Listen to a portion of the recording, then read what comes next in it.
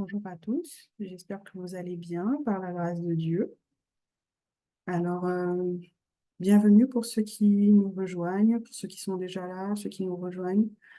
Bienvenue pour cette première série de temps d'intercession pour les célibataires et les fiancés. Alors, en attendant que tout le monde arrive, je vais commencer parce que nous n'avons que 30 minutes.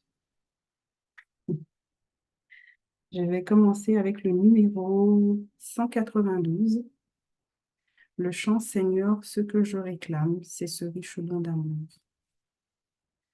Seigneur, ce que je réclame, c'est ce riche don d'amour, que cette céleste flamme en moi brûle nuit et jour. Cet amour si fort, si tendre, amour qui supporte tout, qui ne veut pas se défendre, prêt à souffrir jusqu'au bout.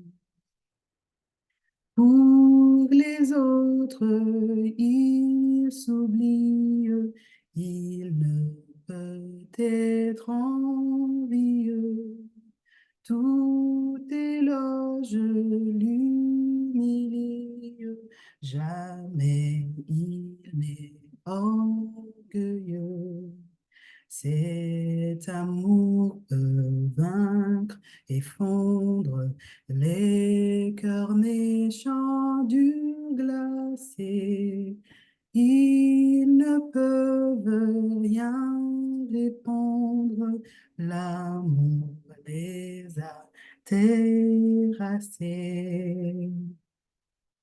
Devant la vaste souffrance qui s'étend de jour en jour, il faut un remède immense, il faut un immense amour que jusqu'à la mort fidèle prie en luttant en tout lieu.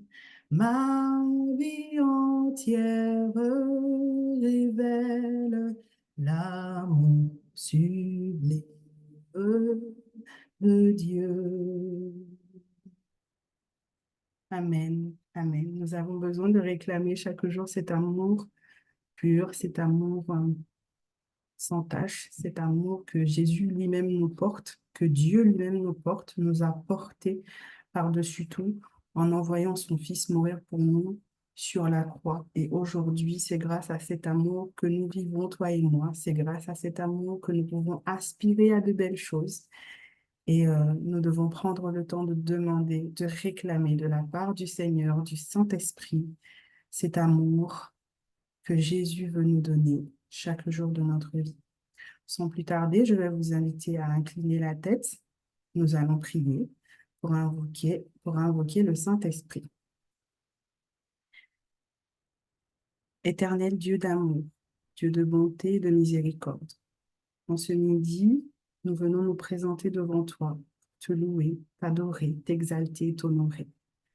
Merci pour le Dieu que tu es, le Dieu rempli d'amour, de bienveillance et de bonté, pour le Dieu de patience que tu es, pour le Dieu de fidélité que tu es. Merci pour toutes les merveilles que tu as accomplies dans nos vies. Merci pour toutes les bénédictions que tu nous accordes, même lorsque nous ne les méritons pas. Merci car chaque jour nous pouvons compter sur toi, sur ta présence, sur ton soutien. Père éternel, en ce midi, je veux implorer ton pardon sur chacun de nous, tous les péchés que nous avons commis devant toi sous toute forme, ceux que nous avons commis par parole, par pensée, par action, ceux que nous avons prémédité. Pardon, Seigneur. Pardon pour toutes les fois où nous t'avons rejeté.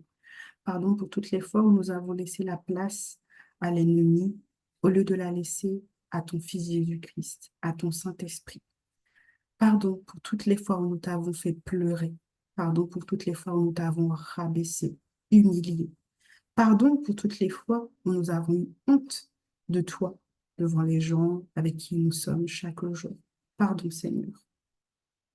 En ce midi, nous voulons réclamer ta présence dans nos cœurs afin de nous instruire, afin surtout, Seigneur, d'apaiser nos cœurs, notre esprit, afin que nous puissions être prêts à entendre tout ce que tu as à nous dire sur chaque série d'intercessions. Je sais que tu veux nous parler, tu veux parler au cœur des célibataires.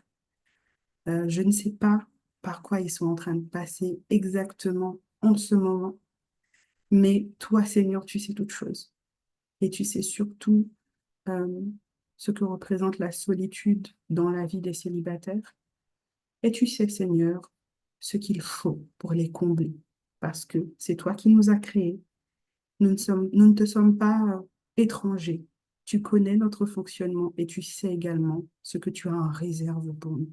Donne-nous la patience, la tempérance qu'il faut pour attendre les bénédictions que tu as en réserve pour nous. Bénis toutes les personnes qui sont déjà fiancées, qui ont prévu, Seigneur, d'entrer dans cette mission qu'est le mariage. Père éternel, fortifie-les et accompagne-les, arme-les pour ton service et ta mission. Reste dans nos cœurs et bénis toutes les personnes qui intercèdent en notre faveur. Bénis tous les couples qui sont déjà mariés et accompagne-les également dans ce combat de tous les jours. Reste avec nous, transforme-nous et purifie-nous. Au nom de Jésus, nous t'avons prié pour ta gloire. Amen. Alors,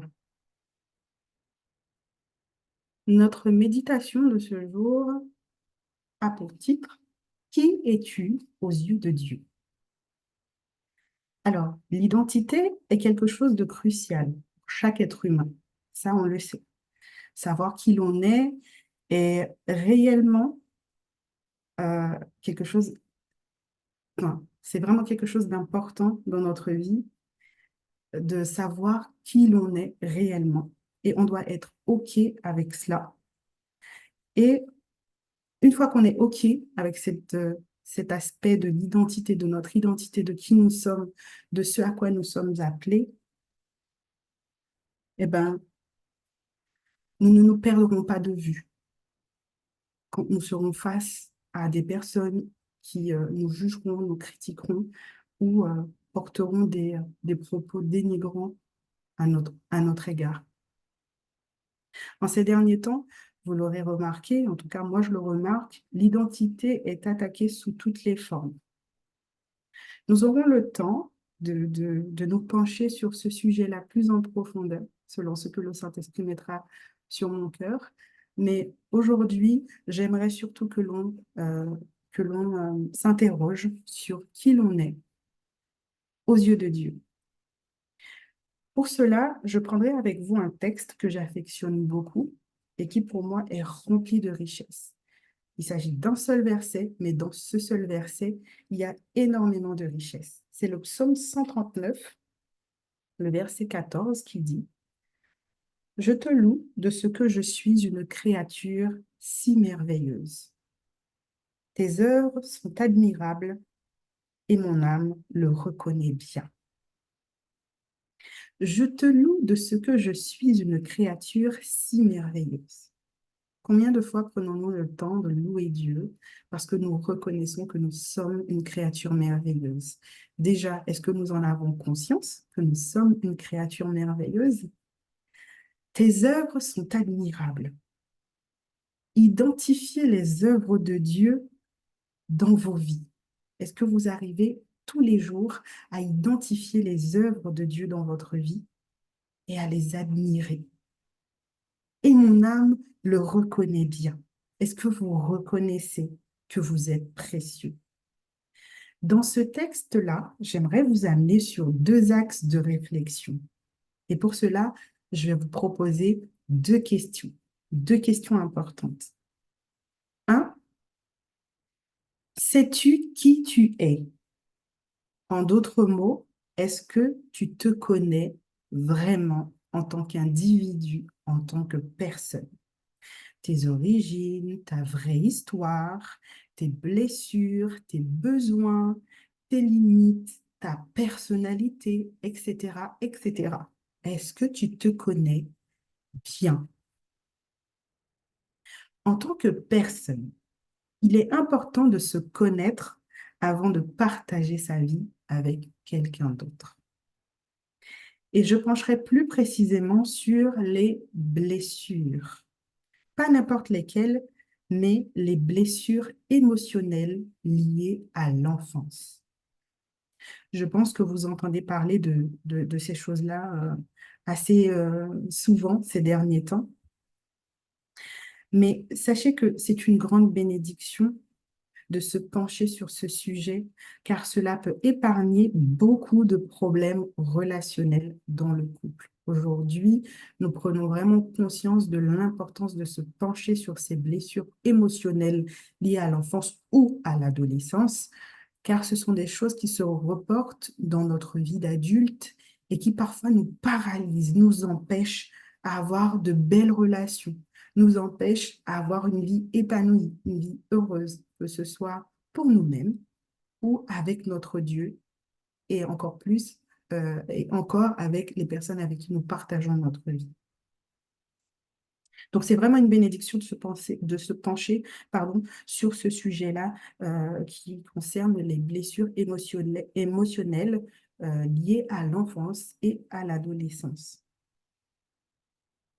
Connaître ces blessures émotionnelles permettra de comprendre chaque action et réaction que l'on pose lorsque l'on est face à l'autre et éventuellement comment y faire face, comment y répondre également.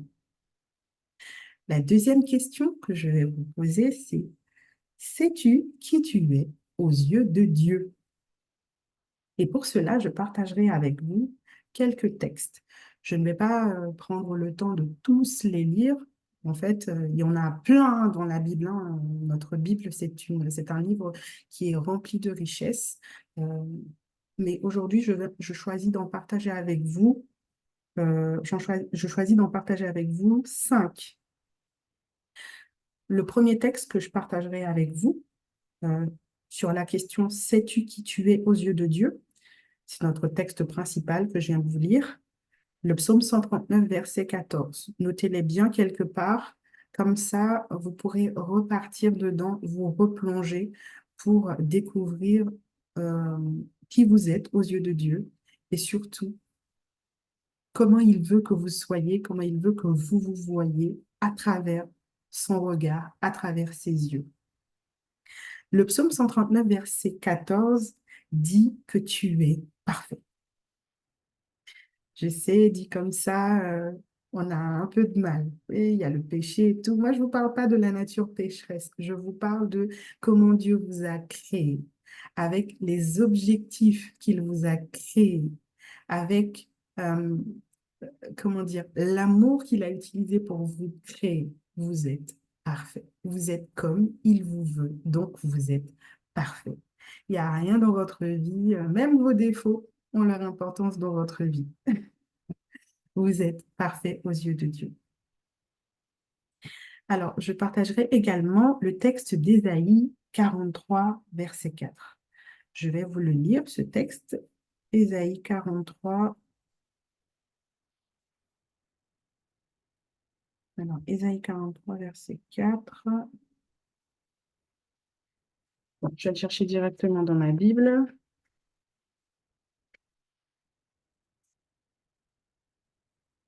Parce que sur le téléphone, je me perds. Ésaïe 43, le verset 4, qui nous dit: ce texte dit que tu es précieux, tu es précieuse. Donc, je vais le lire. Ésaïe 43, le verset 4. Parce que tu as du prix à mes yeux, parce que tu es honoré et que je t'aime, je donne des hommes à ta place et des peuples pour ta vie.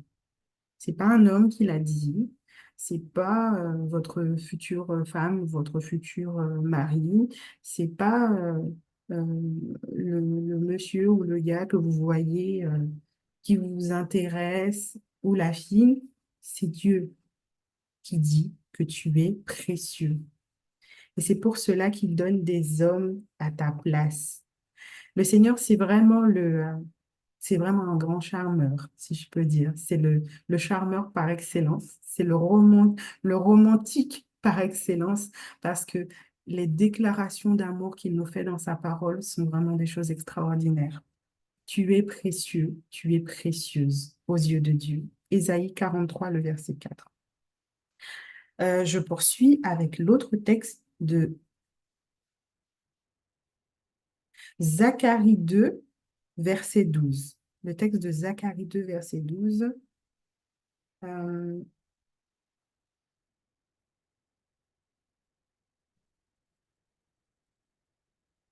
Zacharie 2, verset 12. On va y arriver. Le Seigneur de l'univers m'a chargé d'un message important. Là, je lis dans la version Parole de vie 2017. Voici ce qu'il dit au sujet des peuples qui vous ont pillé. Celui qui vous attaque mon trésor le plus précieux.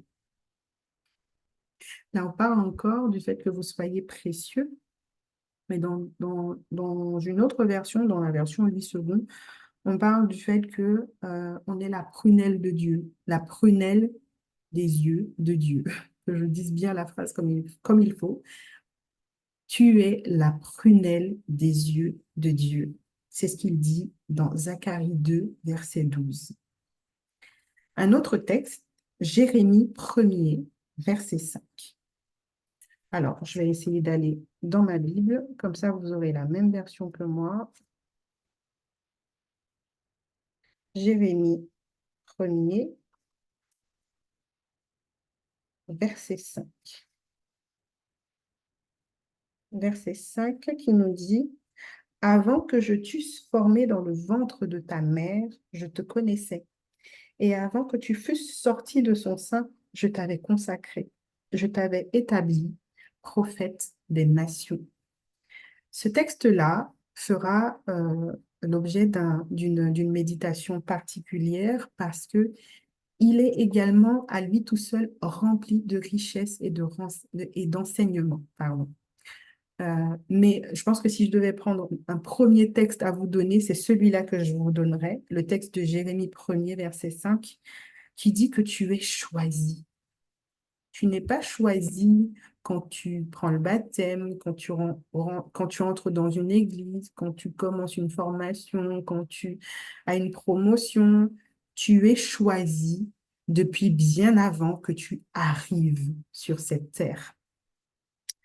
Il dit, avant que je t'eusse formé dans le ventre de ta mère. Déjà, c'est pas ton père qui t'a formé. Oui, bien sûr, Dieu a créé l'homme et la femme pour pouvoir justement être les canaux qu'il va utiliser pour, euh, pour cette merveille qui est la vie. Mais c'est par la volonté de Dieu que tu existes et c'est lui qui t'a formé. Avant que je t'eusse formé dans le ventre de ta mère, je te connaissais. Tu n'existais même pas, mais Dieu te connaissait déjà. Et c'est fabuleux, c'est merveilleux. Tu n'étais même pas encore formé dans le sein de ta mère. Dieu te connaissait déjà. Je te connaissais. Et avant que tu fusses sorti de son sein, je t'avais consacré. Dieu t'a consacré. Ta vie n'est pas un hasard. Euh, euh, c'est pas je vis au jour le jour parce que bon, tout le monde mourra un jour et tout, etc. Toutes les choses, les tendances qu'on entend aujourd'hui, eh bien, il faut faire attention parce que nous avons été choisis par Dieu. Nous avons été consacrés par lui pour un but bien précis. Maintenant, je reviens avec la question, sais-tu qui tu es aux yeux de Dieu? Et sais-tu qui tu es à tes yeux? Pour toi-même en tant que personne, est-ce que tu sais qui tu es? Je t'avais établi prophète des nations. Waouh!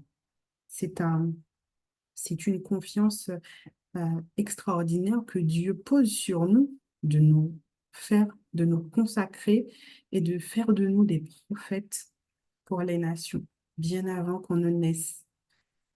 Ce sera aussi un sujet pour les futures mères et même les personnes qui sont déjà mamans, de se souvenir et de se dire que Quand vous faites des enfants, vous ne faites pas juste des enfants. C'est pas juste hein, tout le monde en fait, on fait aussi. On est marié, on en fait aussi. Ou bien on voit quelqu'un, on veut un enfant avec pour qu'il lui ressemble. Les enfants, c'est pas un projet banal. Parce que quand on fait des enfants, ce sont des prophètes que l'on est sur cette terre, que Dieu établit sur les nations. Alors, nous ne savons peut-être pas comment ou dans quoi, mais c'est possible de le savoir. Il faut juste le demander à Dieu. Seigneur, tu me donnes cet enfant, tu me le confies. Tu me le confies. C'est quoi le projet que tu as pour lui? Bon, là, nous ne sommes pas dans les enfants, nous sommes plutôt dans les débuts. Donc, je faisais juste une parenthèse pour les gens qui sont déjà parents et pour ceux qui sont fiancés, qui ont certainement peut-être des projets d'être parents ou de devenir parents, bah, de savoir que tout comme vous avez été choisis, vous avez été consacrés par Dieu, eh bien, les enfants que vous mettrez ou que vous avez mis au monde sont aussi des êtres consacrés auxquels il faudra prêter une attention particulière. Le dernier texte que je vais voir avec vous, c'est le texte d'Osée, Osée chapitre 2.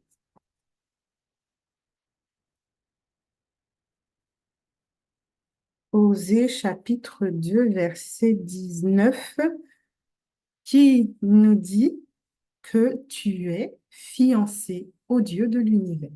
Donc, je vais lire le texte, Osée 2, verset 19. Alors,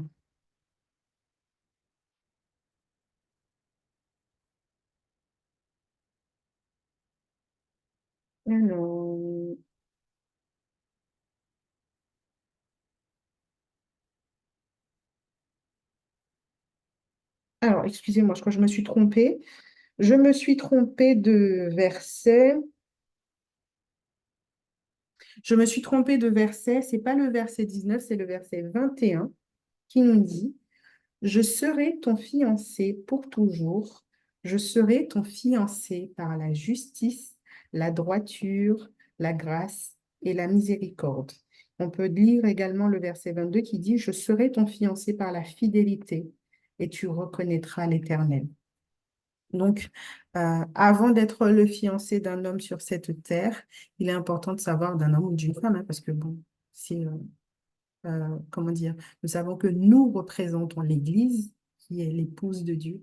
Donc, avant d'être fiancé à un être humain, nous sommes fiancés au Dieu de l'univers.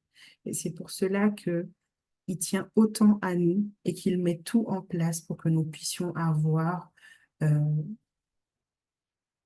une vie en harmonie, une vie en harmonie avec lui, une vie où nous sommes en paix malgré tout ce qui se passe autour de nous dans ce monde. Donc, il est important de savoir qui nous sommes, d'où nous venons et surtout qui nous sommes aux yeux de Dieu. Je vais vous laisser avec ces deux axes comme exercice pour le deuxième jeudi du mois prochain. Donc, on se retrouve le deuxième jeudi du mois prochain à 12 heures, heure de Paris. Pour ceux qui veulent revoir cette vidéo, reprendre, vivre à nouveau ce temps d'intercession et de méditation, je vous laisserai le temps de revenir sur cette vidéo, mais faites aussi l'exercice chez vous. Prenez le temps. Si vous n'aviez jamais pris le temps d'apprendre à connaître vos origines, votre histoire, identifier vos blessures émotionnelles liées à l'enfance, c'est pas quelque chose de facile, hein. Vous allez voir si vous vous prêtez au jeu, ça va être quelque chose d'assez compliqué. Pour certaines personnes, ça va être très facile, elles vont mettre le doigt dessus très facilement, mais pour d'autres personnes, ça va demander plus de temps. Mais ça tombe bien, vous avez un mois pour le faire. Donc le mois prochain, je vous retrouverai le deuxième jeudi du mois de 12 heures à 12h30 pour ce temps de méditation et d'intercession. N'oubliez pas, notez et surtout, faites-le. Voilà, donc c'est la fin de la méditation pour ce temps d'intercession. Je vais vous inviter à vous incliner la tête et nous allons prier pour implorer le Seigneur en votre faveur pour vos projets de vie, vos projets d'avenir. Prions. Éternel Dieu d'amour, Dieu de bonté et de miséricorde, nous sommes heureux d'être à tes pieds en ce midi pour te prier et surtout pour t'implorer en la faveur de nos célibataires et de nos fiancés. Seigneur éternel, je me penche tout d'abord sur les célibataires. Je ne suis pas digne de venir devant toi. Tu connais mes imperfections, tu connais mes péchés, mais tu connais les profondeurs de mon cœur par-dessus tout, parce que je suis également passée par le stade de célibat et je sais euh, que parfois nous pouvons vraiment mal vivre cette période qui, je le rappelle, reste une bénédiction dans la vie de chacun de tes enfants. Seigneur, le monde, l'ennemi s'est chargé de nous empêcher de connaître ton plan, ton vrai plan pour nous. Toutes les belles choses que tu as mises sur la terre, dans nos vies, pour nous, il les a bafouées, les a rendues lourdes, les a rendues difficiles à vivre. Le célibat est l'une de ces choses, Seigneur, qui est très mal compris sur notre terre aujourd'hui. Cela pèse sur le dos de beaucoup de personnes, sur la conscience de beaucoup de gens. Ils le vivent mal, alors qu'ils auraient dû pouvoir le vivre bien, dans la joie et le bonheur, en attendant la bénédiction que tu leur accordes. C'est dans ce sens, Seigneur, que je viens te prier ce matin pour tous nos célibataires, pour te demander d'intervenir en leur faveur, te demander, Seigneur, de leur faire grâce, d'ouvrir leurs yeux et leur conscience, afin qu'ils découvrent une autre version de ce célibat à travers les yeux de Jésus. Qu'ils puissent, Seigneur, le vivre dans le bonheur et dans la patience. Car tout ce que tu as prévu dans nos vies, Seigneur, est pour un but. Nous avons besoin de nous préparer pour entrer dans le mariage. Contrairement à ce que le monde veut nous faire croire aujourd'hui, nous voyons quelqu'un, nous palpitons, nous nous marions sans comprendre le pourquoi nous le faisons, Seigneur. Ne permets pas que les célibataires qui passent sur cette chaîne soient dans ces cas-là, mais qu'ils se mettent vraiment, mettent tout leur cœur à t'accueillir comme leur premier petit ami, comme leur premier amour, comme leur premier fiancé. Parce que s'il y a une personne qui tient vraiment à chacun d'eux, c'est toi, Jésus. Les hommes sont faillibles, les femmes sont faillibles. Nous faisons des vœux et des promesses le jour de notre mariage que nous ne tenons pas. Nous sommes incapables de les tenir, Seigneur. Mais toi, tu tiens tous tes vœux. Tu restes fidèle même quand nous détournons de toi. Aide chaque célibataire à te trouver, à te rencontrer réellement et à vivre cette période d'attente et de préparation dans la joie, dans le bonheur et dans la patience. Je te prie, Seigneur, pour tous ceux qui se sont engagés dans les fiançailles. Père éternel, tu connais leurs projets, tu connais leur vie, tu connais également les lacunes qui sont peut-être dans ces fiançailles-là. Jésus, ils ne sont pas encore dans le mariage. Il est encore temps que tu les aides à connaître qui ils sont. Parce que, ô Seigneur, les blessures émotionnelles liées à l'enfance et à l'adolescence sont dures, dures à vivre dans le couple. Je parle en connaissance de cause et je ne voudrais pas que ces fiancés se retrouvent dans les mêmes souffrances que moi-même j'ai eues à affronter ou que j'affronte encore aujourd'hui. Je crois que tu as prévu le mariage pour que nous soyons heureux. Même quand il y a des difficultés, nous pouvons connaître des mariages heureux. Mais Seigneur, ne nous laisse pas entrer dans ce projet si magnifique, dans ce projet si merveilleux, cette mission si importante qu'est le mariage, car c'est une mission, la mission que nous nous rangeons du côté de Dieu, la mission que nous faisons nous prêtons allégeance, nous prêtons serment, nous faisons allégeance, nous prêtons serment de rétablir l'image de Dieu qui a été bafouée dans le ciel. Seigneur, c'est une mission importante. Et quand nous entrons dans le mariage, nous n'y entrons pas forcément informés.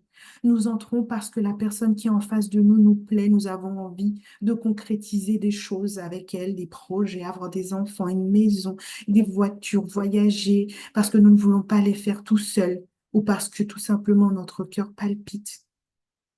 Mais comment, Seigneur, combien de fois nous avons été peu fiables? Aide-nous, Seigneur, à prendre conscience de cette mission que tu nous as confiée, qui est d'une importance capitale. Que tous ces fiancés, Seigneur, n'entrent pas dans le mariage n'importe comment, mais qu'ils prennent le temps de se connaître, le temps de repérer leurs blessures émotionnelles, d'y travailler dessus,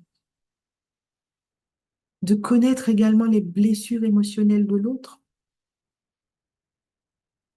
Que chacun, Seigneur, puisse prendre cet engagement de vraiment se purifier et se purifier soi, mais aussi purifier l'autre, car c'est ce à quoi tu appelles les époux, à purifier leurs épouses. Les épouses également ont ce rôle-là, Seigneur, mais c'est plus aux hommes que tu demandes d'accomplir cette mission, parce que tu connais la nature fragile des femmes.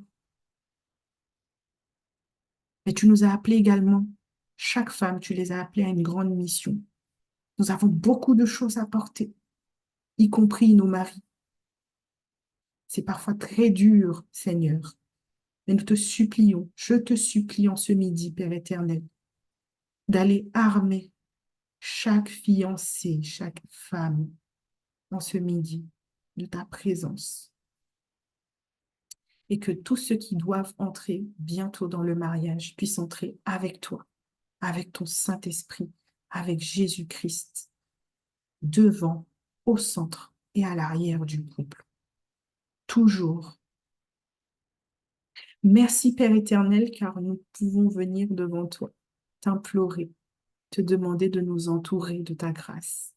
Merci parce que je sais que tu as de grands projets pour nous, des projets de paix et non de malheur, et que ces projets-là, tu les accompliras dans la vie de chacun de tes enfants. Je te glorifie, Seigneur, pour toutes les victoires que tu vas donner à chacun de tes enfants en ce midi. Je te remercie pour toutes les rencontres que tu vas susciter.